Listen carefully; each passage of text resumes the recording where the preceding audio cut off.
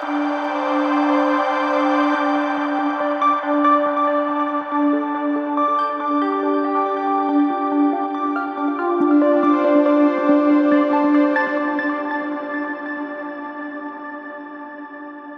la verdad que no he pensado todavía título para este episodio, pero tenemos con nosotros a Noemi Jiménez Rojo, doctora en bioquímica, y ella se dedica a estudiar una de las ciencias ómicas, que yo creo que es de las más desconocidas para la gente así público en general, que es la lipidómica. Entonces, bueno, contando un poco tu trayectoria, eres investigadora en la Universidad del País Vasco, has estado trabajando en Suiza, en Estados Unidos, en Italia, recibiste el premio Darlene Salomón, la beca María Zambrano, y ahora acabas de recibir una HFSP que está dotada con 1,2 millones de dólares para hacer una de tus investigaciones. Me gustaría que empezásemos aclarando un poco a la gente qué son los lípidos exactamente. Los lípidos son grasas, pero no todas las grasas son malas. La grasa no es solo los michelines de cuando acabamos las vacaciones de Navidad. Sí, los lípidos tienen muy mala fama por el colesterol, porque la gente le tiene como un poco de miedo, yo creo, ¿no? Cuando te dicen tienes el colesterol alto.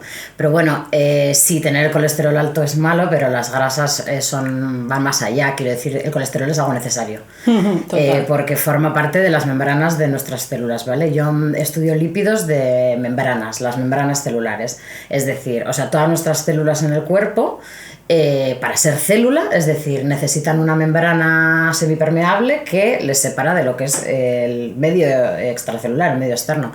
Y esto fue una de las condiciones primordiales para que la vida surgiese, vamos, o sea, es algo súper importante. Y el colesterol forma parte de estas membranas en un 30%, o sea, que es algo súper, súper importante para formar estas membranas. Luego también tiene otras funciones y pues obviamente cuando se acumula de más, digamos, o lo comemos demasiado, pues es malo, pero como todo en esta vida. Como fácil, ¿no? Exacto. Entonces las grasas son buenas. El omega 3 es una grasa súper importante, los ácidos grasos poliinsaturados, que son de las grasas vegetales, el pescado está enriquecido en estas grasas y son muy buenas para nuestro cuerpo. Entonces los lípidos, como todo, son muy buenos, necesarios para la vida, pero obviamente en exceso algunos pueden ser pues perjudiciales, pero en general yo aquí lanzo un mensaje de los lípidos son muy importantes y son muy buenos. Claro, porque yendo un poco a la base, la gente yo creo que ha oído relacionado con la alimentación las grasas trans, las poliinsaturadas, las monosaturadas. Entonces, como todos estos grupos que a nosotros científicos nos sirven para ver características o qué tiene la estructura molecular de cada lípido, ¿cómo podemos explicar un poco a la gente que los lípidos están en las membranas, pero también viajan por la sangre, que están en la dieta, pero también los fabrica nuestro propio cuerpo? Esto que has dicho es importante porque hay lípidos que tienen muy mala fama porque a ciertas personas se les ocurre que estos lípidos son malos, ¿vale? Como por ejemplo el palmítico. Palmítico le llamamos palmítico simplemente porque tiene una longitud concreta y un número de carbonos concreto, que son 16, y es un ácido graso que nosotros sintetizamos y que forma parte de algunas grasas en concreto. Y se le ha dado muy mala fama, pero en realidad no es malo per se, como he dicho antes, en exceso es malo. Las grasas trans no son naturales, ¿vale? Eso es. Y eso es importante. Las grasas trans sí que se les está metiendo, a mí me interesa mucho este tema además, porque es algo que se está metiendo artificialmente en la comida, mucho, industrialmente, ¿no? Simplemente para que la grasa que comemos tenga unas características en concreto de solidez, por ejemplo. O sea, tú cuando ves una grasa vegetal sólida, es que lleva grasas trans, ¿vale? Porque si no la grasa vegetal es líquida, el aceite de oliva es líquido. En el momento en el que ves algo de grasa vegetal sólido le han metido grasas trans.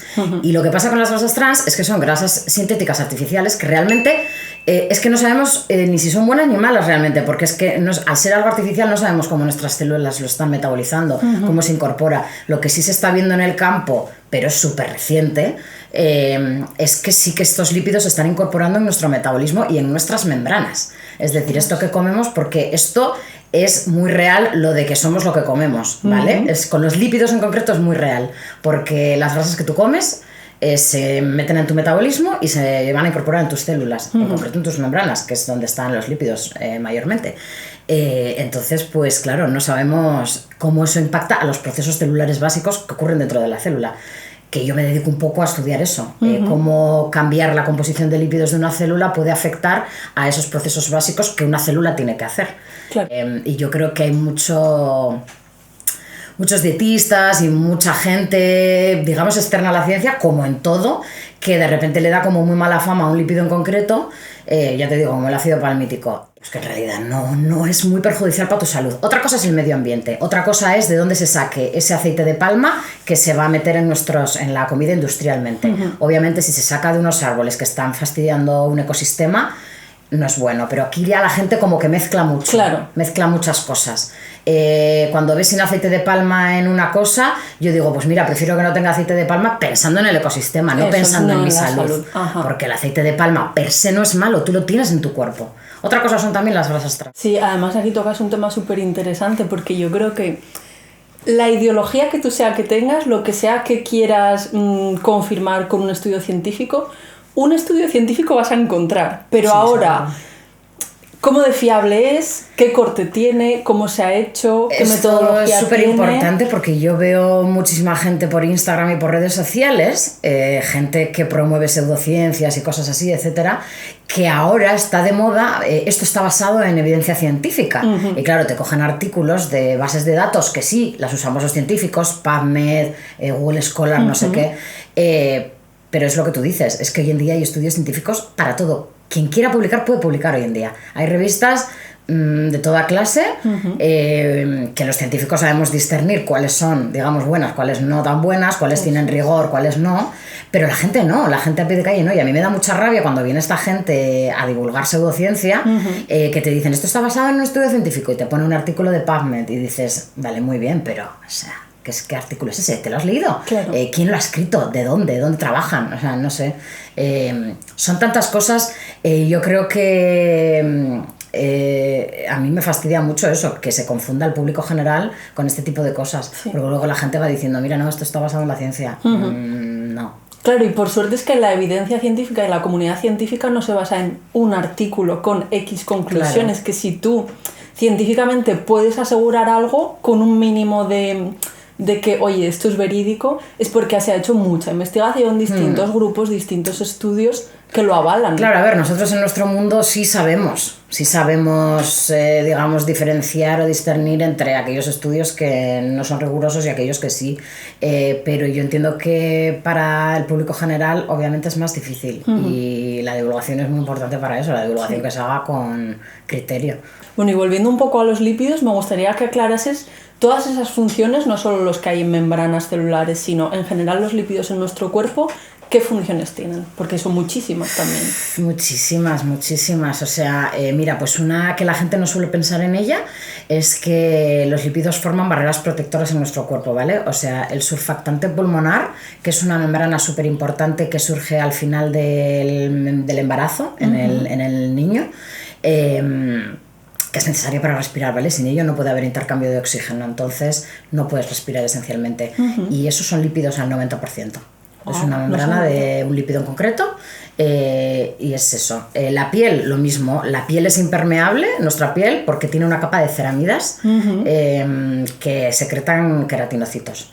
Células de la piel. Entonces, nuestra piel es como es y tiene la forma que tiene y las propiedades que tiene por una barrera de lípidos. Y por esa razón, bueno, también obviamente todo nuestro metabolismo, nuestro hígado se dedica pues a mantener nuestro metabolismo de lípidos equilibrado, digamos, entre lo que comemos y lo que nuestro cuerpo circula para que todo se mantenga bien. Es que tienen muchísimas y muchísimas que todavía no se han descubierto, claro, porque esto se ha empezado, digamos, a investigar que... si quieres hablamos luego de esto, porque al final el dogma de la biología molecular, y si es como ha ido un poco la historia de la ciencia, siempre ha sido un poco genética, luego del gen al ARN, después la proteína, y después ya han llegado los metabolitos que decimos, ¿no? El metabolismo, que es pues mucho más complicado, los lípidos forman parte de ese metabolismo, pero no son los únicos, y es todo como mucho más complicado, porque si de un gen sale un ARN, que realmente no es así, pero bueno, vamos a ponerlo como si fuese de un gen una molécula de ARN, de una molécula de ARN una proteína, resulta que es que una misma proteína puede sintetizar 20 lípidos. Entonces todo esto como que se multiplica, ¿sabes? Claro. Exponencialmente. Entonces es que se están empezando a estudiar realmente desde hace bien poco los lípidos y sus funciones, porque es muy difícil estudiarlos. Porque para estudiar los lípidos, tú para estudiar una proteína tienes herramientas, porque se vienen estudiando desde hace décadas. Tienes herramientas para quitarlas. Los genes igual, ahora con el CRISPR, pues tú quitas un gen, lo sobreexpresas. Con un lípido es más difícil, porque tú no puedes ¿De dónde viene cortar un lípido. ¿no? Tú no puedes cortar un lípido. Entonces, para estudiar la función de un lípido en concreto, es muy difícil y todavía estamos ahí. Entonces esto es como una ciencia como súper nueva que está muy en la frontera del conocimiento. Vale, vamos a explicarle también un poquito así rápido a la gente qué son las ciencias ómicas. Has comentado pues genómica, proteómica, todas estas cosas, que ya has explicado un poco por qué la lipidómica no es tan conocida, es mucho más nueva. Pues son básicamente, te podría decir que es un poco como el batch cooking. Tú en vez de cocinar un plato para hoy, lo que vas a hacer es hoy cocinar para toda la semana. Oye, me encanta la comparativa, está genial. Entonces lo que hacemos es, en vez de investigar un gen, por ejemplo, pues vamos a medir, en vez de la expresión de un solo gen, vamos a medir la expresión de 500 genes, a la vez, en un solo experimento. Con las proteínas lo mismo, en vez de mirar la cantidad de una proteína en nuestras células, o de dos, porque con las antiguas técnicas, digamos, nos permitían medir una, dos, más o menos, ahora podemos medir pues lo mismo, 600, la expresión de 600 proteínas en un solo experimento. Pues con los lípidos lo mismo. Lo que hacemos es, en un solo experimento, medir 800 lípidos en nuestras células. Entonces eso nos da, pues obviamente, una visión muy completa. Y también complica mucho el análisis de los datos, eso también es súper importante. O sea, todo el tema de bioinformática y tal es súper necesario, y por eso las cintas ómicas realmente están explotando ahora, porque es cuando tenemos las herramientas, digamos, para poder analizar todos los datos, hacer atlas de cantidades de proteínas. Es que hoy en día lo que hay ya es una locura, la verdad, los estudios que están saliendo. Claro, entonces eso, a la gente seguro que le suena el concepto de genoma, que también es relativamente reciente cuando se vio, por ejemplo, cómo era el genoma humano completo. Y también me interesa un poco, como yo creo que esta visión está cambiando en los últimos años también gracias a cómo se estudian ahora con estas ciencias ómicas, las proteínas, los lípidos y demás, que es que yo creo que hubo como una era de los genes, de que todo era genética, de que todo estaba ya como predispuesto por lo que tú nacías, por la genética que tenías. Y ahora, gracias a todos estos avances que estamos haciendo, estamos viendo que, bueno, igual la influencia de lo que nos dan nuestros padres en los genes no es tan relevante y está en tu mano con tu estilo de vida y demás. Totalmente. Cuidarte más. Totalmente, porque hoy en día, de hecho, las enfermedades metabólicas yo creo que constituyen un alto porcentaje de las enfermedades, digamos, que más coste tiene a la seguridad social. Enfermedades metabólicas, diabetes tipo 2, obesidad patológica, digamos, que conlleva como enfermedad metabólica, enfermedades cardiovasculares, o sea, todo esto, obviamente con la edad, y sí que se sabe que hay gente que puede traerlo, como tú dices, por sus padres, pero realmente hay un alto porcentaje de esas enfermedades que se podría evitar con el estilo de vida saludable. Y ahí los lípidos pues sí que tienen una función bastante importante, porque comemos lípidos todos los días, o sea, los lípidos están en nuestra dieta totalmente, y no hay que dejar de comer unos y sustituirlos por otros, simplemente hay que tener una dieta equilibrada. Entonces, si tienes una dieta equilibrada, vas a comer los lípidos que tienes que comer.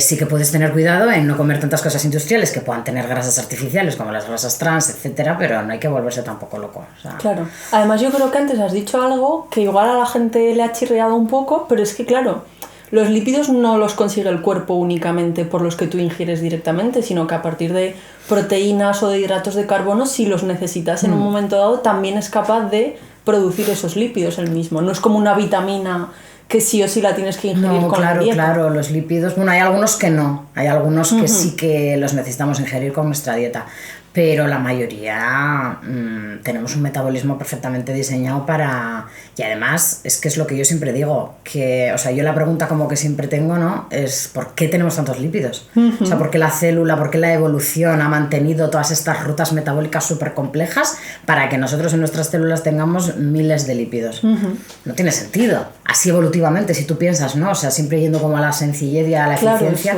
¿Por qué? Pues obviamente porque tienen funciones muy importantes, y ya te digo que es que desconocemos conocemos, es que la mayoría las desconocemos. Pero es súper interesante y súper reto, ¿no? Y lo que es súper interesante también es lo que has dicho, que eso también está, esto es súper la frontera, o sea, se está descubriendo ahora. Lo que has dicho, que siempre se cree que como los genes son lo importante, ¿no? Que los genes marcan todo lo que una célula va a ser. Y es que lo que estamos viendo es que realmente muchas enfermedades y muchos procesos que vemos que ocurren en las células a nivel de tejido, a nivel de organismo, es que no se pueden explicar solo con los genes. O sea, ahí hay un, digamos, un gap que decimos, o sea, vacío, ¿no? Un vacío que no podemos explicar. Y realmente estamos viendo que realmente es el metabolismo, o sea que muchas veces el metabolismo mismo, la composición de lípidos, que no tiene por qué venir dictada por los genes directamente, nos va a marcar cómo una célula se va a comportar. Entonces, esto es algo que nos estamos dando cuenta ahora. Comentabas antes también distintas enfermedades cardiovascular, diabetes y demás. He oído que incluso nuestro lipidoma tendría relación con enfermedades neurodegenerativas como el Alzheimer. Sí. O sea, ahora está súper de moda esto. También las modas ocurren en la ciencia, ¿vale? Como con la microbiota. Además son un poco, bueno, esto daría para otro podcast, el tema de las publicaciones, las editoriales y cómo realmente eso va dictando las modas y sobre lo que se investiga, ¿vale? Claro, la financiación también. La financiación. Porque claro, yo investigo lo que me dejan investigar realmente, ¿vale? O sea, yo investigo para lo que me dan dinero para investigar.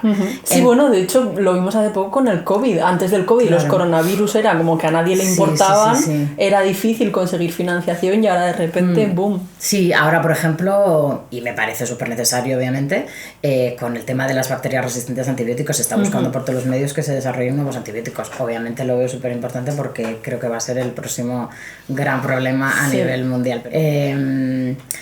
Pero sí, hay un montón de estudios ahora, eso ya te digo, está de moda, que la gente diga, pues trabajo con esta enfermedad, pues voy a mirar los lípidos. La gente hace lipidómica, entonces ve que cambian ciertos lípidos.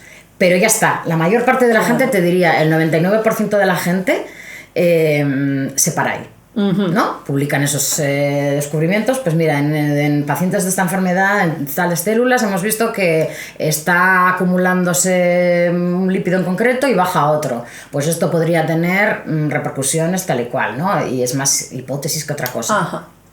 Un poco lo que yo hago es ir un poco más allá. Claro, es tú decir, pescas todo eso. Claro, yo uso, digamos, la lipidómica como punto de partida, de base, y yo luego digo, vale, ¿por qué está ocurriendo esto? ¿Por qué este lípido sube? ¿Por qué este baja? Y qué es la función que tienen estos lípidos en estas células en concreto en el contexto de esta enfermedad. Y entonces, pues así puedes descubrir nuevas funciones para los lípidos, que es al final lo que queremos ir haciendo, ¿no? Poniendo piezas al puzzle. Claro. Pero sí, hay un montón, se ha relacionado, es que te diría que los lípidos se han relacionado con cualquier enfermedad, Alzheimer, Parkinson, enfermedades metabólicas, cáncer, envejecimiento. Hay estudios súper chulos que han hecho metabolómica de gente de centenarios, gente centenaria, y han visto que acumulan cierto lípido en concreto, que a mí eso me... Joder, digo, wow, qué interesante. Pero sí, se han hecho estudios de lipidómica y de hecho hay toda una investigación, un campo de investigación que es lipidómica clínica, que es que en los hospitales se está intentando usar como para buscar marcadores de enfermedades, porque siempre es mucho más fácil hacerte una lipidómica en la sangre que hacerte una punción o no. Entonces, pues se está optimizando todo eso también en el contexto de la clínica para decir, pues esta persona va a tener riesgo de tener, esta persona acaba de tener un ictus, tiene estos marcadores, hay que controlarla porque igual dentro de, ¿sabes?, va a volver o... Entonces sí, se está usando, es un boom absoluto. Y para que la gente entienda un poco qué es un biomarcador y cómo se pueden usar los lípidos de esta manera. Pues un biomarcador es básicamente relacionar una molécula con una enfermedad. Es decir, puede ser, mayormente se usa como para diagnóstico, o sea, es decir, pues la búsqueda de nuevos biomarcadores es básicamente buscar moléculas que luego tú en un paciente puedas analizar mientras está en el hospital y decir que tiene riesgo de sufrir X o de que tiene X enfermedad, para diferenciar entre enfermedades, digamos. Esto es muy difícil, ¿eh? Sí que es verdad que obviamente con genes o con proteínas es muy directo, con los lípidos y los metabolitos en general también, o sea, hay enfermedades metabólicas desde el nacimiento muy importantes que hoy en día ya no ocurren porque se detectan muy pronto al nacer, la fenilcetonuria y todas estas. Pero sí, la idea es usar marcador, buscar esas moléculas que nos van a causar una enfermedad y evitar esa enfermedad. Claro. O sea, como que la gran promesa en este sentido es que a lo mejor a través de tus lípidos o cualquier otro metabolito, antes incluso de que tú sientas ningún tipo de síntoma, puedas saber que... Y además hacerlo en algún fluido que no sea, digamos, doloroso para el paciente, pues extraer una muestra. Entonces eso pues te daría la ventaja de, pues, de evitar sufrimiento al paciente y de detectar la enfermedad en cuanto te sientes un poco mal o lo que sea, pues decir... Pero sí, ya te digo que esto es muy complicado porque hay un boom de lipidómica y metabolómica que es que se está haciendo tanto trabajo que a veces es confuso, sí. Volviendo un poco a la HFSP que te han concedido, me gustaría aprovecharlo porque va a ser un proyecto que estáis haciendo con pez cebra y creo que es un organismo modelo que la gente no conoce mucho, cuál es la utilidad, y creo que nos va a servir muy bien también para hablar de... Como igual que hasta ahora separábamos un poco de me duele la cabeza, voy a mirar solo la cabeza, me duele el riñón, voy a mirar solo el riñón, y ahora es todo más completo y las ciencias ómicas ayudan a esto también, estudiar el organismo como un todo y no por partes. Cómo funciona la ciencia a la hora de que intentamos como separar un poco todo, ¿no? De por aquí está la genética, por aquí está la fisiología animal, pero incluso dos cosas aparentemente súper lejanas, al final... acaban es súper importante, de hecho yo aquí quiero romper una lanza por la ciencia básica, ¿vale? Porque es súper importante financiar ciencia básica porque al final los mayores descubrimientos, es decir, los premios Nobel se dan a descubrimientos de ciencia básica, el mayor premio de investigación que se puede llegar a dar es descubrimiento de ciencia básica, fundamental, porque es realmente lo que nos lleva luego a poder entender las enfermedades, es decir, tú no puedes empezar la casa por el tejado, tú no puedes querer curar el cáncer sin saber cómo funciona una célula. Hay un montón de enfermedades. Yo siempre digo que o sea, hay que investigar mucho más enfermedades raras, ciencia básica y enfermedades raras, porque no entendemos las enfermedades raras, porque no entendemos cómo funcionan nuestras células. Si no, muchísimas enfermedades raras tendrían cura. Porque son simplemente defectos en el funcionamiento de una célula. Una célula es como un coche, imagínate, por piezas. Si te falla una pieza, claro, como tú dices, no solo se te fastidia ese pequeño departamento, sino que se te fastidia todo. Entonces hay que empezar por estudiar todo desde lo básico. Y estos proyectos, la Human Frontiers, que se llama, realmente solo financian proyectos de ciencia básica y colaborativos entre gente que es de disciplinas totalmente diferentes, ¿vale? Porque ellos consideran que los grandes conocimientos vienen de que nos pongamos en contacto científicos de diferentes disciplinas. Y yo es que lo creo firmemente. O sea, a mí me ha hecho muchísima ilusión este proyecto, no solo por el dinero que me dan, sino porque es que o sea, en nuestro campo, digamos, de ciencia es como lo máximo porque realmente financian proyectos súper importantes que ellos creen que realmente está a la frontera del conocimiento y que vamos a hacer un gran descubrimiento. Eso también te pone un poco de presión, pero es que está muy guay el concepto, ¿vale? O sea, es una organización internacional en la cual muchos países del mundo ponen dinero, digamos, su granito de arena para avanzar la frontera del conocimiento. Y esto la gente lo desconoce y a mí me fastidia un poco porque otros proyectos son muy famosos, más pues la IRC, ¿no? A nivel europeo es como lo más, y esto como que se desconoce un poco, pero al final, o sea, España también pone dinero para la Human Frontiers dentro de la Unión Europea, en muchísimos países a nivel mundial, y realmente se hace con el objetivo de avanzar el conocimiento. El pez cebra, nosotros vamos a usar el pez cebra. Yo nunca he trabajado con pez cebra. Somos 3 en el equipo, 3 mujeres ¿no? En el equipo. Mi colega Rita, la doctora Rita Mateus, que es la que está en Alemania, es la que trabaja con pez cebra. Vale. Nos conocimos en Ginebra durante nuestra etapa postdoctoral.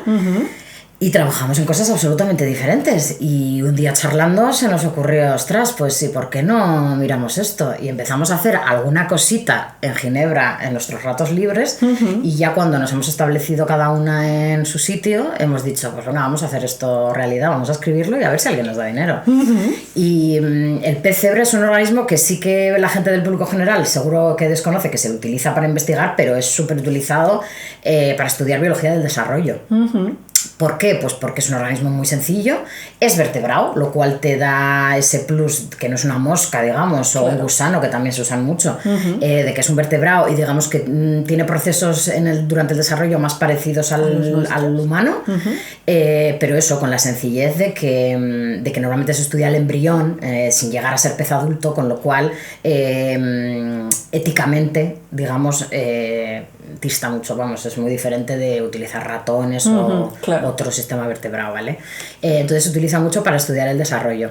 En concreto en este proyecto, porque sé que lo vais a relacionar también con ciencia de materiales. Sí, pues es que esto se nos ocurrió porque resulta que el pez cebra, ¿no? Y muchos otros peces, pero realmente a nosotros se nos ocurrió con el pez cebra porque era el organismo que usaba Rita. Claro. Pues tiene estas rayas, ¿no? De colores y brillan también. A ver si ponemos una foto. Casi todos los peces brillan mucho, la caballa, o sea, es que vas a la pescadería y ves ahí siempre que brillan mucho, los peces tienen esos brillitos. Y bueno, el ejemplo del camaleón, que todo el mundo conoce obviamente, el camaleón cambia de color. Pues la gente, yo creo que la gente ni se lo plantea, la mayor parte de la población ni se plantea por qué ocurre esto. Pero si tú te pones a pensar un poco, dices, ¿cómo puede ser que el camaleón cambie de color tan rápido? Que no puede ser, no puede ser un pigmento, no puede ser algo que de repente realmente sea, digamos, pintura, ¿no? O sea, no puede ser. ¿Cómo ocurre esto? Pues esto ocurre porque crecen unos cristales en su piel que lo que van a hacer es reflejar la luz en una longitud de onda u otra, con unas características u otras, de forma que nosotros vamos a apreciarlo como un color u otro, ¿vale? Dependiendo de cómo el cristal esté posicionado, cuántos cristales hay acumulados, así. Entonces eso es algo que lo hacen básicamente cambiando su metabolismo. Porque esto es una molécula orgánica que se va metiendo en un compartimento, y es un compartimento con unas características concretas que no conocemos y que es lo que vamos a estudiar. Es un compartimento que es una membrana celular formada por lípidos, es donde entra un poco es lo que vio Rita en su día, en Ginebra vimos y dijimos, ostras, pues ¿y de esto qué se sabe? Pues nada. Oye, pues vamos a mirarlo, ¿no? Porque realmente lo que pasa aquí es que esto siempre se ha usado como mucha promesa, como has dicho tú, para el tema de materiales, pero no se entiende cómo esos cristales pueden crecer de esa forma en esas células, porque tú cuando los intentas reconstituir en el tubo de ensayo no te crecen, digamos, no se te cristalizan de la misma forma. Entonces, bueno, pues nuestra hipótesis era que esto nunca se ha estudiado desde una perspectiva celular y sobre todo in vivo, o sea, estudiar en directo, digamos, cómo estos cristales se van formando durante el desarrollo del pez. Claro, volvemos a lo mismo, ¿no? Queremos correr antes de saber andar, ya queremos Tampoco hacer la podíamos porque realmente no existían, hablamos de las ómicas, pero realmente también ha habido unos avances en microscopía brutales. Entonces tampoco existían los métodos para poder verlo en directo en células, ese proceso, y es un poco lo que vamos a estudiar nosotras, estudiar la formación de esos cristales en el contexto celular, es decir, en el contexto subcelular, cómo esos cristales empiezan a crecer dentro de esas células y cuál es la influencia de todo lo que le rodea para que esos cristales tengan la forma que tengan. Y el último objetivo del proyecto es realmente poder reconstituirlos, hacer un sistema biomimético con membranas que tengan para poder formar estos cristales con las dimensiones que tienen en las células, o sea, aprender cómo se forman en el organismo para desarrollar nuevos materiales, que es súper interesante y yo creo que a corto plazo va a ser la aplicación directa. Todo el mundo me pregunta, me hace mucha gracia porque los proyectos se llaman Human Frontiers. Y algunas amigas mías, la pregunta que tuvieron fue, ¿pero y esto qué tiene de human? Ah, mira. ¿Esto qué tiene de human? Vas a estudiar el pez y cómo se forman los cristales. O sea, ¿qué tiene esto de humano? ¿En qué me va a beneficiar a mí? Como te he dicho antes, los descubrimientos fundamentales más importantes que se han hecho estudiando organismos que no son humanos. Organismos, la levadura, por ejemplo, que no hemos hablado de la levadura. Nosotros vamos a usar el pez cebra, pero yo soy muy fan de estudios hechos en levadura porque es un organismo súper fácil, que tiene la mayor parte de los procesos que tienen nuestras células los tiene en la levadura. En la célula es un organismo, no necesita más, ella misma en sí misma es un organismo y puedes aprender muchísimo, y procesos tan importantes como la autofagia se han descubierto en levadura y han sido premios Nobel. Entonces no todo va a ser human, pero esto va un poco más allá. La Human Frontiers considera que obviamente no solo estudiar, de hecho me hace mucha gracia porque en los proyectos mismos, cuando te lees la convocatoria, no quieren que se presenten proyectos para enfermedades. Es algo que ellos te dicen, si quieres investigar una enfermedad en concreto, la Human Frontier no es para ti. Y a mí me encanta porque hay un montón de ya financiación para enfermedades y para ciencia básica pues cada vez hay menos. Cuesta, sí. No, y como dices, que al final queremos tener la aplicación sin siquiera conocer todavía cómo funciona. Entonces, queremos inventar algo y muchas veces es solo prestar atención a cómo lo ha hecho la naturaleza y te está dando ya la respuesta. Totalmente, sí. Vale, bueno, ahora que hemos hecho esto así un poquito de introducción, para que te conozca la gente tu faceta así un poco más personal, más humana, te voy a hacer unas cuantas preguntas que hago siempre a cualquier persona que viene aquí a la entrevista. Si pudieses desinventar algo, ¿qué sería? Wow. No. Yo creo que todo invento es bueno si se sabe para qué se hace y si luego se usa bien. Bueno, está pasando en la historia un montón con la bomba atómica, con un montón de cosas, ¿no? Que bueno, luego los científicos que lo han descubierto, pues o se suicidan o tienen una vida miserable por el uso que se le ha dado. ¿Cómo crees que se extinguirá la especie humana? Yo creo que se extinguirá porque no podrá vivir más en la Tierra. Yo creo que es muy real y la gente se lo toma un poco a guasa a estas alturas de la vida, pero yo creo que estamos fastidiando el planeta y yo creo que al final va a ser imposible vivir en el planeta y va a ser por eso pero por muchas razones, o sea, no solo por condiciones del medio ambiente agresivas, sino porque todo esto va a traer unas consecuencias que la gente tampoco piensa en ello.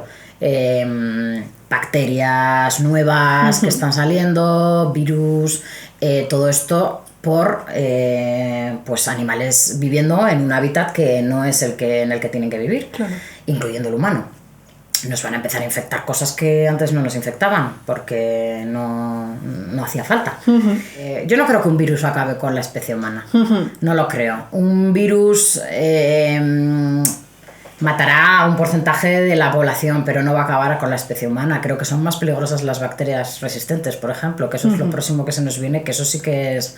O sea, uno de los grandes hitos de la ciencia en la historia ha sido el descubrimiento de los antibióticos. Totalmente. Y eso se está fastidiando. Sí. Es decir, va a llegar un momento en el que esos antibióticos van a dejar de funcionar, entonces vamos a volver al siglo XVIII y por mucho avance en la medicina que haya, si a ti te tienen que operar sin antibióticos, olvídate. Pues olvídate. Entonces, bueno, pues este tipo de cosas yo creo que no es una razón, sino son muchas, pero en general es el cambio climático, yo creo que es la mayor razón, porque el cambio climático nos está afectando a más cosas de las que realmente somos conscientes. ¿Qué cosa del mundo real te parece magia? Me parece magia Internet. Me parece magia, o sea, sí, me parece magia que estemos tú y yo aquí hablando y esto lo vaya a ver alguien en su casa. O sea, me parece magia, yo qué sé, que podamos ir al espacio. O sea, y por una parte me parece magia, por otra parte sé que no es nada y que dentro de 50 años va a haber muchas más cosas que sean impresionantes.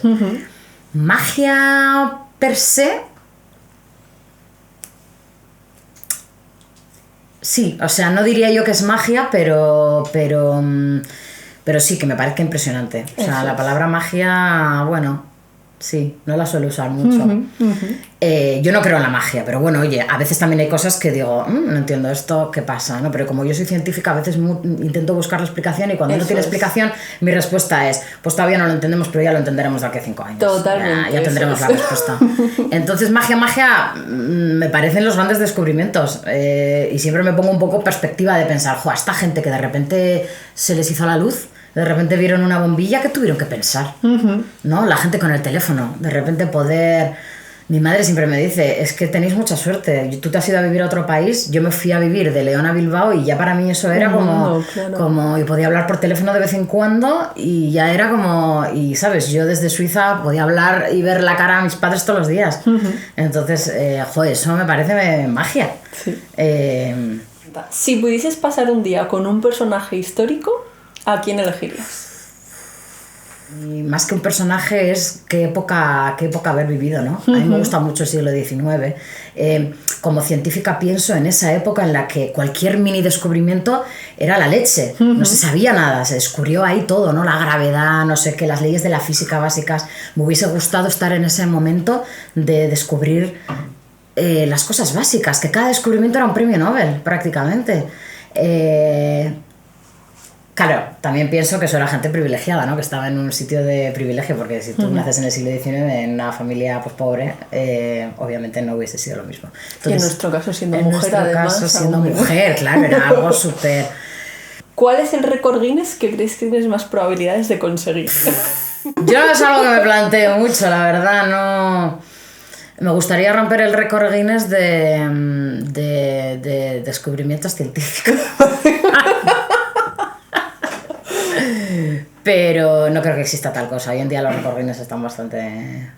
En fin. Sí. Peculiares, vamos a decir que son, sí, ¿no? Sí. Si pudieras escribir una ley que todo el mundo tuviese que cumplir, ¿cuál sería? Momento dictadora. Pues mira, yo qué sé, últimamente pienso mucho. Ser agradable con la gente, la verdad. Es que no cuesta mucho. No cuesta nada. No cuesta nada y puede ayudar mucho a la gente. Yo últimamente, no tiene nada que ver con la ciencia, pero yo últimamente me planteo y estoy intentando decir cosas buenas a la gente. Uh-huh. Que te lo calles normalmente, aunque lo pienses, pues no te lo calles. Si vas a una tienda y una dependiente te ha tratado bien, díselo. Sí. Dile, gracias, la verdad que se agradece un trato así. Uh-huh. Y esa persona se va a ir a casa con una sonrisa y contenta. Entonces yo creo que no cuesta nada... Sí. Por ley, habla con tus vecinos, relaciónate y sea agradable con la gente que está a tu lado. Sí, y eso también se vio mucho con la pandemia, que fue como un momento de, ahí va, no sé ni cómo se llama el vecino de enfrente. Sí. Y eso nosotros lo vimos mucho en los laboratorios a nivel de trabajo, supongo que en todos los ámbitos. Pero nosotros en los departamentos hubo un cambio bastante increíble antes de la pandemia y después. Uh-huh. Y ha durado años. Es decir, cuando se dejaron de hacer actividades sociales, que es súper importante, la gente entraba a trabajar y no conocía a sus compañeros. Venía, trabajaba, se iba a casa. Y ya eso como que ha durado un poco post-pandemia y la gente se relaciona menos. Se relaciona igual con las 4 personas de su laboratorio, pero no con los de alrededor. Uh-huh. Y eso me da pena. Yo creo que hay que empezar a volver a establecer relaciones cordiales y de amistad si surge con gente de tu alrededor. Pero sí, porque además, como dices, nunca se sabe una conversación tonta con un café con alguien y se te ocurre la siguiente idea de, oye, vamos a probar esto. Sí. Vale, volviendo un poco a los lípidos. Hemos dicho a la gente las funciones que tiene, pues lo típico que ya conocerán de que son reserva de energía, que nuestro hígado es ahí como el cerebro en este sentido de los lípidos, elige cuál se usa para una cosa, cuál se usa para otra. ¿Qué puede hacer la gente para mimar un poco su lipidoma, sus lípidos?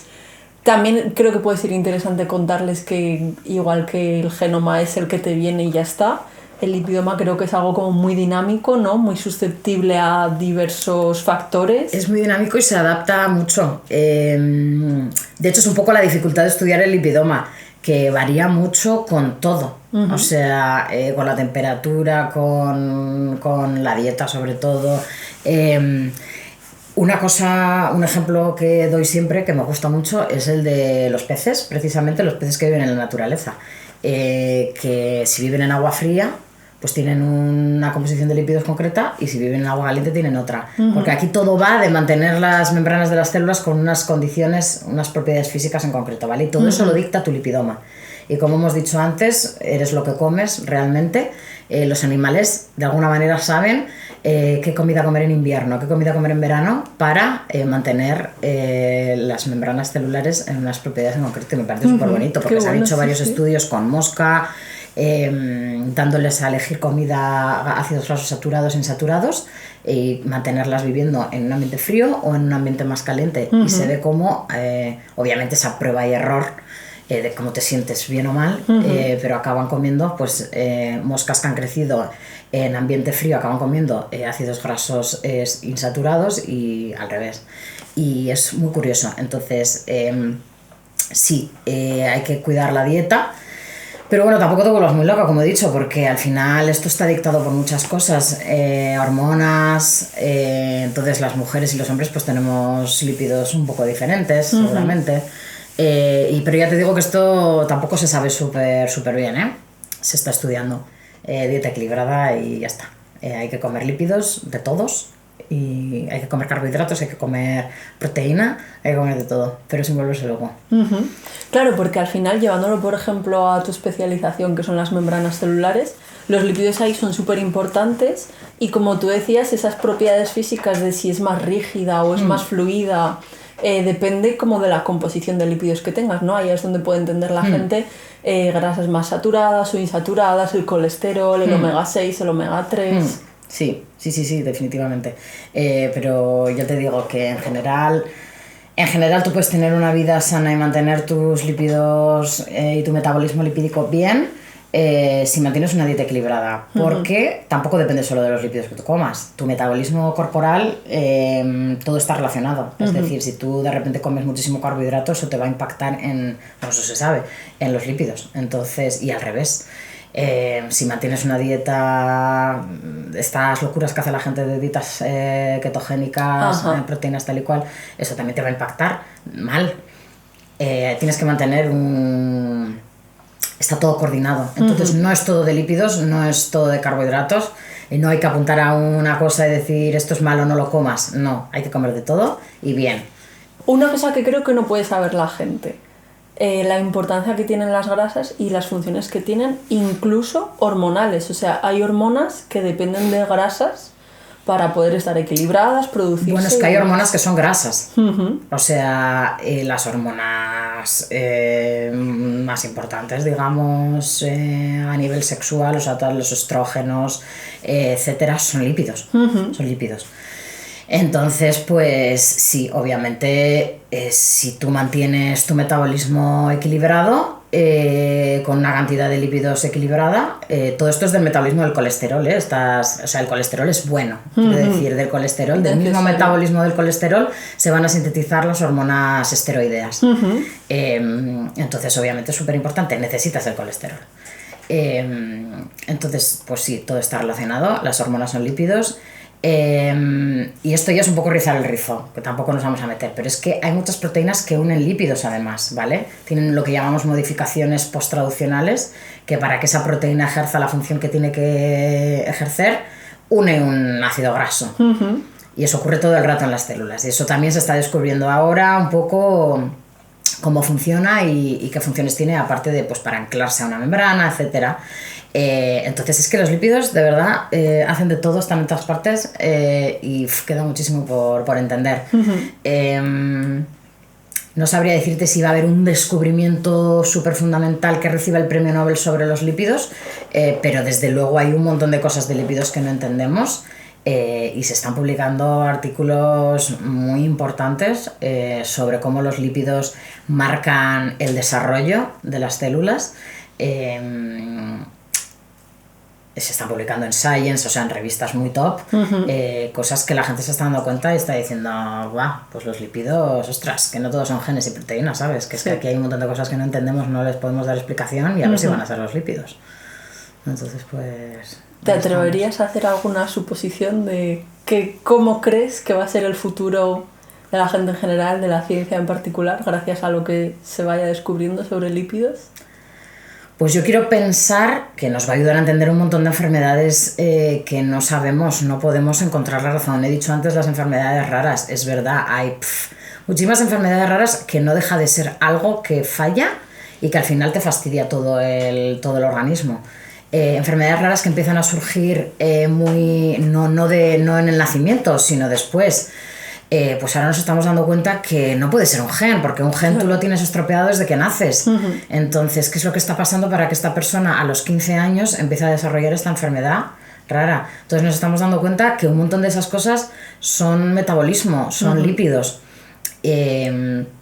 Entonces yo creo que estudiar ese tipo de cosas pues van a ser muy importantes y vamos a descubrir un montón de funciones de lípidos y un montón de enfermedades relacionadas con lípidos que no se esperaba en los próximos años. Qué bueno, pues oye, ojalá. Ojalá.